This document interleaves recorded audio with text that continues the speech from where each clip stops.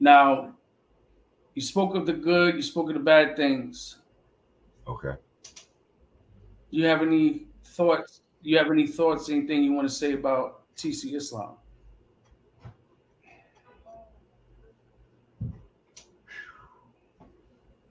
I mean, I Look, I'm telling you right now, I've stayed, I've talked, listen, I've talked about him before. I've talked about him before, and I never sugarcoat shit. TC was a fucking asshole. He was a prick. He was. But he was also, he had that good side and that bad side with him, right? He only fucking pissed me off one time in all my years I've known him. But I've seen him do fucked up shit. He wasn't an angel. And I feel bad how he passed. I have no hate in my heart for that brother. Like, and I mean, okay. I I, So I hate that it happens. yeah, now peace to TC Islam. Rest in peace. It's really unfortunate. He's definitely a. I had a great relationship with TC. He's been in my house. I he's been inspiring in many ways for me.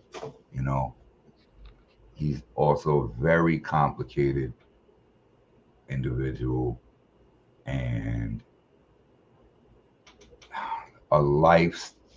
He had a lifestyle, that really affected him, and he did a lot of things in the lifestyle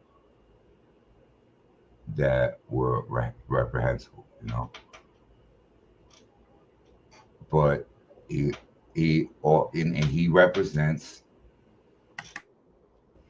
what we're saying about the layers of the organization and the complexity of the blackmail and the backwards exploitation and all of these kind of things, But so I'm sure TC was privy to knowledge, you know, Mm-hmm. and I'm sure he benefited off of it in his own ways, and probably in terrible ways. Um,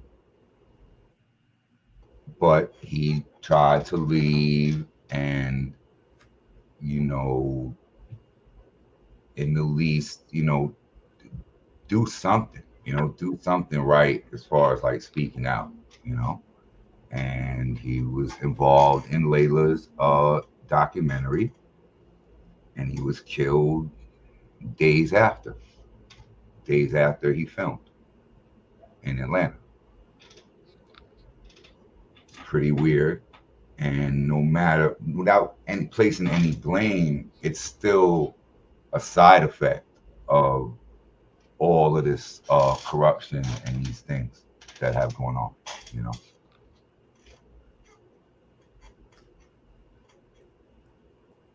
And it shows you like, oh, somebody who spoke out wasn't able to change anything and had to die for that. Well, I had to die. I'm not saying for that, but to die with that. To die with that. You know what I'm saying? To die with that on his heart. That he spoke out and he couldn't do anything. And that's how a lot of us feel.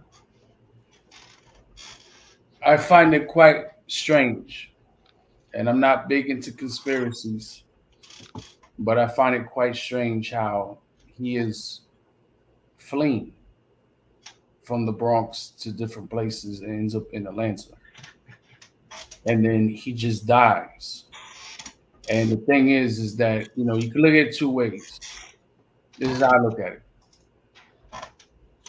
I've seen him do a lot of shit talking to people, a lot of shit talking that I'm shocked over the years that I never seen nobody rock his jaw or they just start brawling, right? So maybe there's a possibility he went there and he talked shit to the wrong person or people, and now he's not with us. Or What? And look, maybe real quick, not to cut your wisdom, but and that's what I'm saying is that he was only there because he was running from the situation. So it still was a cause in the situation. and or there was people that had him murdered.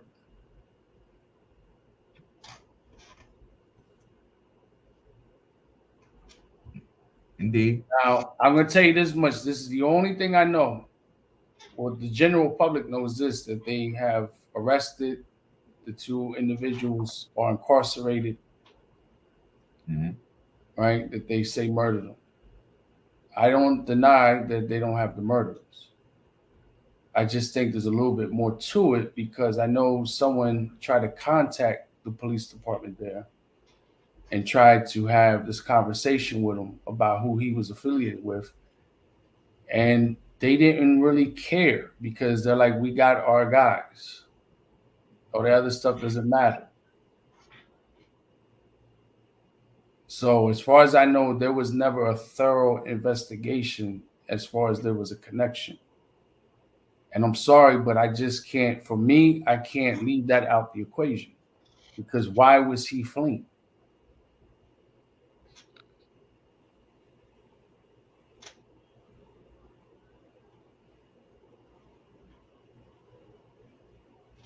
So it's gonna be like a Jimmy Hoffa shit. We're just never gonna know. Is Jimmy Hoffa in the Giant Stadium in the parking lot? Is he was he cut up in the Everglades and fed the alligators? Is he in some bridge that they threw him in some cement? You know, did the mob bury him up north? Did they hack him up, shoot him up, and bury him? Is he in the Catskills? I don't know. I mean, it's the same shit. Like I don't know. I just find that very strange. And especially strange when on social media there was people that there were certain people that were not giving him no type of respect at his death. I found that kind of be quite odd. But I've seen him do it for other people. Mm-hmm.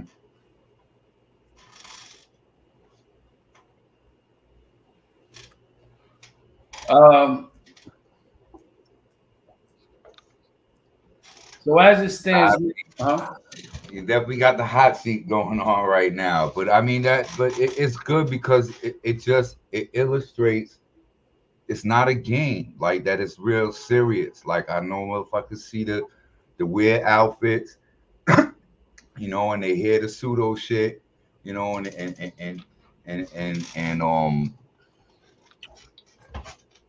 think shit is sweet. But you had Mother Deer and all them other booty bandits and all that other shit. You know what I'm saying? Uh I wouldn't take them as a game, you know. And I'm just saying it illustrates that like, nah, this shit it's not a game. You know what I mean?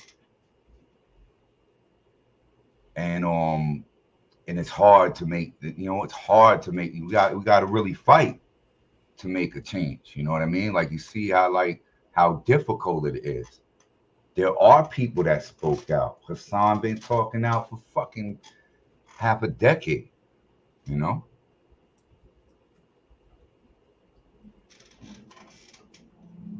But we here, yeah, nah, in the spirit of TC, you know, and in the spirit of the victims, with the spirit of the victims, you know. And that's all I've been saying, like from the rip, like on the radio. It's not like to go to war with Zulu Nation and Bambaataa, you know.